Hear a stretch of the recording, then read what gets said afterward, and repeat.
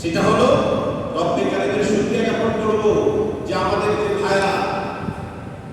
ভাইরা 16 জুলাই থেকে নিয়ে 5 আগস্ট 16 জুলাই থেকে নিয়ে 5 আগস্ট 2024 পর্যন্ত ন্যায্য অধিকার, ন্যায় নীতির শাসন, সুস্থ পরিবেশ অর্থাৎ আল কোরআন রাসূলের হাদিস অনুসারে আমাদের জীবনটাকে পরিচালনার জন্য, রাষ্ট্র পরিচালনার জন্য, সারা পৃথিবী পরিচালনার জন্য তারা যে জীবন দিয়েছে তারা কি শহীদ, নির্ঘাত শহীদ, নিঃশব্দে শহীদ।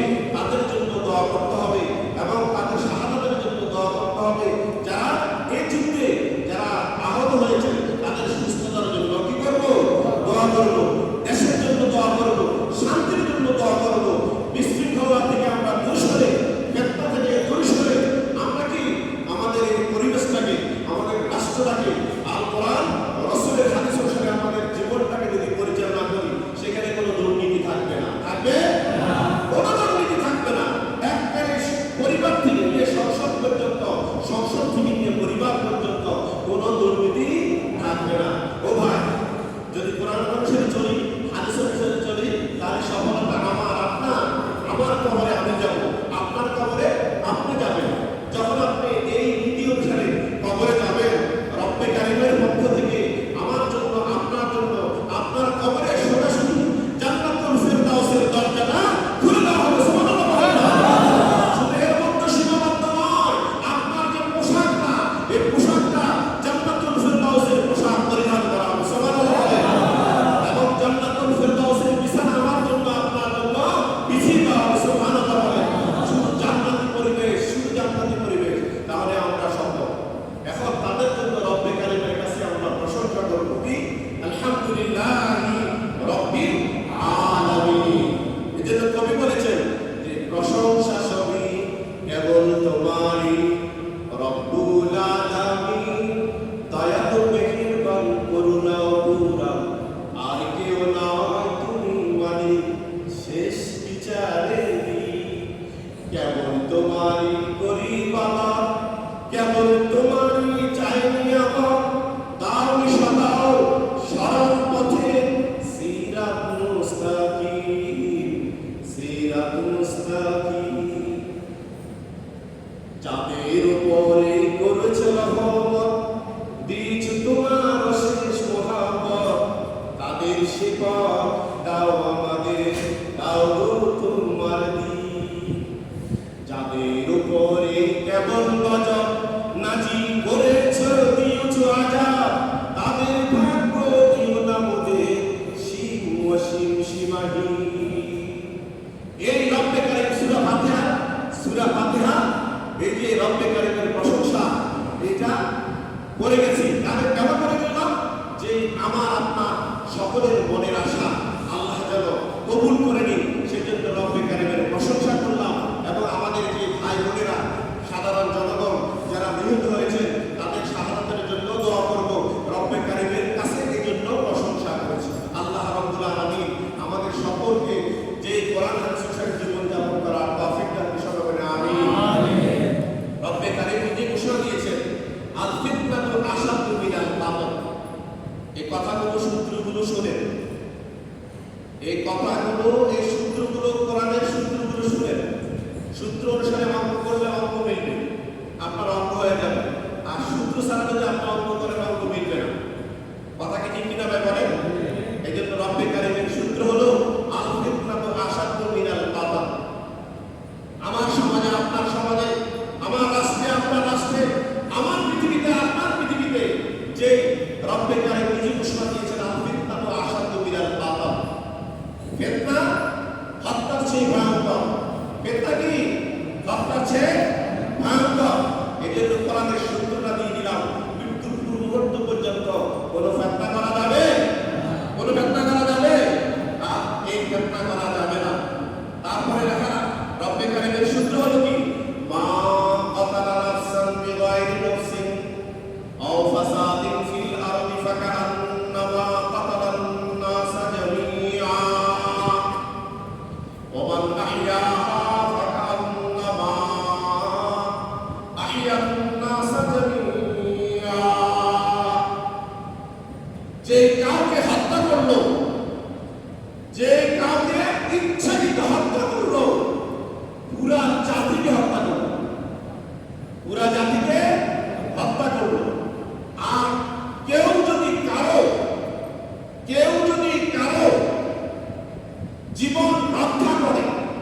জীবন রক্ষা করে সেই পুরা জাতিকে রক্ষা করবে। এটা কার? এটা সংবিধানটা কার? সূরা মায়দা 31 নম্বর 32 নম্বর আয়াতে এটা রয়েছে। তাহলে একটা ব্যক্তিকে, একজন ব্যক্তিকে যদি কেউ হত্যা করলো ইচ্ছাকৃতভাবে, পুরা জাতিকে কি করলো? হত্যা করলো। আর কেউ কারো জীবন বাঁচালো, সেগুলো পুরা জাতিকে বাঁচালো। এটাকে রব্বে কারিমের সূত্র। এটা কার? আল কোরআনুল কারিমের কি সূত্র? তাহলে এই দুটো জিনিস খেয়াল করতে হবে। কেউ কাউকে হত্যা করা যাবে না, কেউ কাউকে কি হত্যা করা যাবে না। ওয়া ইয়াকুল মুমিনা মুতাআম্মিদান ফাজাযাউহু জাহান্নাম খালিদান ফিহা। এখানে দেখেন আরেক সূত্র, সেটা হলো কোন মুমিনকে যদি কেউ ইচ্ছাকৃত হত্যা করে, সে যেন তার জাহান্নামের ঠিকানা নির্ধারণ করে। এটা কি আরেকটা সূত্র? এটা কি আরেকটা সূত্র? এখন বুঝতে পারছেন তো? হত্যা করা যাবে না, কাউকে ইচ্ছাকৃত হত্যা করা যাবে না, কোন মুমিনকে ইচ্ছাকৃত হত্যা করা যাবে না। এই সূত্রগুলো অনুসারে যদি নিজের জীবনটাকে পরিচালনা করতে পারি, তাহলে রব্বে কারীম যে নিজে বলেছেন যে মান আমিলা সালিহান, এই যে সালিহান যে শব্দটা বলা হয়েছে, সৎ ন্যায় নিষ্ঠার সাথে, ইন্নাল্লাযীনা আমানু ওয়া আমিলুস সালিহাত কানাত লাহুম জান্নাতুল ফিরদাউসি নুজুলা। যদি এই সূত্রগুলো অনুসারে নিজের জীবনটাকে পরিচালনা করতে পারি, তাহলে রব্বে কারীমের পক্ষ থেকে যে জান্নাতুল ফিরদাউস আমার জন্য আপনার জন্য নির্ধারিত, সেই রব্বে কারীমের নিজেই মেহমান আমাকে আপনাকে বানাবে, আর মেজবান স্বয়ং তিনি নিচে হয়ে কি করবে? সেই আপ্যায়ন করবে। সুবহানাল্লাহ। আল্লাহ রাসূলের হাদিস, সাতারাউনা রাব্বাকুম কামা তারাউনাল কমারা কামা লাইলাতুল কামালি, সাতারাউনা রাব্বাকুম কামা তারাউনাল কমারা কামা লাইলাতুল কামালি। যারা কোরআন অনুসারে চললো, যারা হাদিস অনুসারে চললো, তাদের জন্য জান্নাতুল ফিরদাউস অপরিহার্য। জান্নাতুল ফিরদাউসের মেহমান তাদেরকে রব্বে কারীম বানাবেন, এবং রব্বে কারীম বানানোর পাশাপাশি সে রব্বে কারীম নিজে মেজবান হয়ে বান্দা বান্দীদেরকে আপ্যায়ন করবেন। আরো সুসংবাদ রয়েছে, যে পূর্ণিমা চাঁদ আমি আপনি পৃথিবীর বুকে আমরা দেখতে পাই। পূর্ণিমা চাঁদ দেখতে পাই কিনা বলেন? পূর্ণিমা চাঁদ কিভাবে দেখি? কত সুন্দর আলো।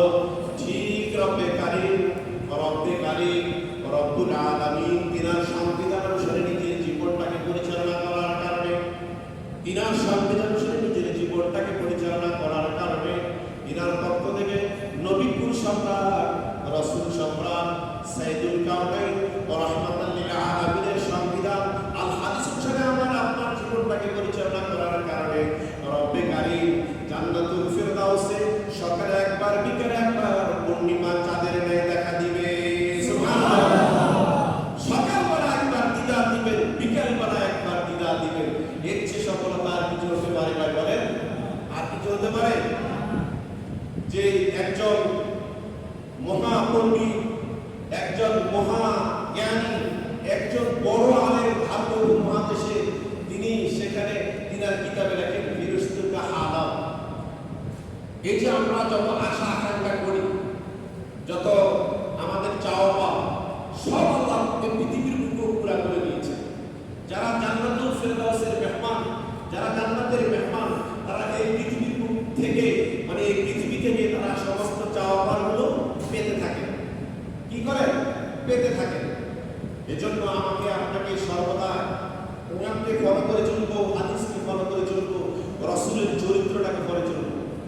যে আমি আপনাদেরকে বলি যে হিসাব করা হয়েছে যে পৃথিবীর বুকে, অর্থাৎ পৃথিবীর আয়তন 51 কোটি 1,05,00,000 বর্গ কিলোমিটার। 51 কোটি 1,05,00,000 বর্গ কিলোমিটার পৃথিবীর আয়তন। আনুমানিক হিসাব করা হয়েছে।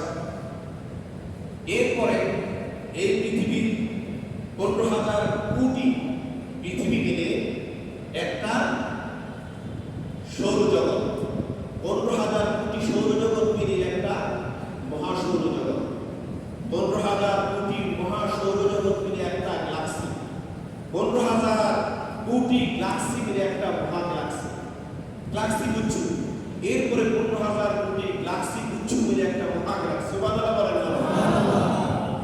এটা হলো প্রথম আসমানের নিচে। আবার প্রথম আসমানের নিচে এমন কিছু তারকা রয়েছে, এই যে অগণিত বিলিয়ন বিলিয়ন ট্রিলিয়ন কোটি হওয়ার পরেও যে এটা এদের মাপা, এটা কত বড়, এই তারকাগুলো যে কত বড়, এটা কারোর পক্ষে সম্ভব না, কারোর পক্ষে সম্ভব। এটা কোথায়? প্রথম আসমানের নিচে অগণিত বিলিয়ন বিলিয়ন ট্রিলিয়ন তারকা, যেটা গণনা করা সম্ভব না। এজন্য কিছু কিছু বৈজ্ঞানিক বলেন, কিছু কিছু আলোচক বলেন যে সাহারার মরুপ্রান্তে, কক্সবাজার সি, 7টি মহাসাগরের মরুপ্রান্তে যতগুলো বালুকণা রয়েছে সমস্ত বালুকণাগুলো গণে শেষ করা যাবে, কিন্তু আল্লাহর পক্ষ থেকে এই অগণিত মিলিয়ন বিলিয়ন ট্রিলিয়ন যে তারকাগুলো মিট মিট করে চলছে সেটা করে সম্ভব হবে না। গণে শেষ করা যাবে না, গণে কি করা যাবে না, শেষ করা যাবে না। আর এটা হলো কোথায়? প্রথম আসমানের নিচে। হযরত আব্দুল্লাহ ইবনে মাসউদ রাদিয়াল্লাহু আনহু বলছেন, প্রথম আসমান থেকে দ্বিতীয় আসমানের দূরত্ব 500 বছরের রাস্তা। সুবহানাল্লাহ বলেন না? এইভাবে কয়টা? 7 আসমান। কয়টা? 7 আসমান। ডবল হিসাব করে তাহলে 7 আসমান পাড়ি দিয়ে এরপরে হলো সিদরাতুল মুনতাহা। এরপরে কি? সিদরাতুল মুনতাহা। আর সিদরাতুল মুনতাহার উপরে হলো কি? রব্বে কারীমের পক্ষ থেকে আমার জন্য আপনার জন্য যে উপরোক্ত হিসেবে রয়েছে সে জান্নাত। সুবহানাল্লাহ বলেন না? আর এই জান্নাতে সাদ হলো রব্বে কারীমের আরশ আজিমের তলতে। সুবহানাল্লাহ বলেন না? ওয়ালাকাদ রাহু নাজলাতান উখরা ইনদা সিদরাতিল মুনতাহা ইনদাহা জান্নাতুল মাওয়া। 7 আসমান 7 জমিন পাড়ি দিয়ে হলো সিদরাতুল মুনতাহা। আর সিদরাতুল মুনতাহার উপরে হলো কি? যারা কোরআন অনুসারে নিজের জীবনটাকে পরিচালনা করেছে, রাসূলের হাদিস অনুসারে নিজের জীবনটাকে পরিচালনা করেছে, সেই রব্বে কারীমের পক্ষ থেকে উপরোক্ত হলো সেই জান্নাত, সেটা হলো সিদরাতুল মুনতাহার উপরে। আর রব্বে কারীমের আরশ আজিমের তলদেশ হলো জান্নাতুল ফিরদাউসে সাদ। সুবহানাল্লাহ বলেন না? দেখেন আমরা সফল না ব্যর্থ ভাই? সফল না ব্যর্থ? ভাই বলেন এখানে কারো পক্ষ বিপক্ষ আছে? কেন না? ওনাদের কারো পক্ষ বিপক্ষ আছে? কোনো নাই। এই জন্য এই যে দেখেন আমরা বসে রয়েছি না, কাতার মধ্যে হয়েছে নামাজ, শিক্ষা দিচ্ছি, কাতার মধ্যে শুধু এখানে সীমিত? হ্যাঁ, এটা বের হয়েও এই নামাজটাকে আমাকে আপনাকে কাতার মধ্যে যে শিখিয়ে দিয়েছে, মসজিদ থেকে যখন বের হবে এভাবে কি কাতার মধ্যে দিয়ে চলবে, কাঁধে কাঁধে কাঁধ মিলিয়ে নিজের জীবনটাকে পরিচালনা করবে, হিংসা বিদ্বেষকে দূরীভূত করে নিজের জীবনটাকে পরিচালনা করবে। রাসূলের হাদিসটাকে বুকে আঁকড়ে ধরো, আল কোরআনকে তোমার জীবনের বডির মধ্যে সেট করো, দেখবা তোমার পক্ষ থেকে শয়তানের প্রবঞ্চনা আসতে পারে না, আসতে পারে না, কোনো অবস্থাতে আসবে না। অতএব আজকে শপথ গ্রহণ করুন। শপথ গ্রহণ কি? যেমন ছাত্ররা নিজের শাহাদাত বরণ করেছে, যতজন শাহাদাত বরণ করেছে শুধু ন্যায় নিষ্ঠার সাথে রাষ্ট্র পরিচালনার জন্য না ব্যক্তি স্বার্থের জন্য? বলেন, ব্যক্তি স্বার্থের জন্য না, ন্যায় নিষ্ঠার সাথে। কোনো মানুষ যেন ক্ষুধার্ত না থাকে, কোনো মানুষ যেন অভাবী না থাকে, কোনো মানুষ সমস্যা যেন না থাকে, কোনো মানুষ ক্ষতিগ্রস্ত যেন না হয়, কোনো মানুষ যেন ধোঁকা না করতে পারে। কথা কি বুঝাতে পারলাম? রব্বে কারীম নিজে ঘোষণা দিয়েছেন, ওয়া মাকারু ওয়া মাকার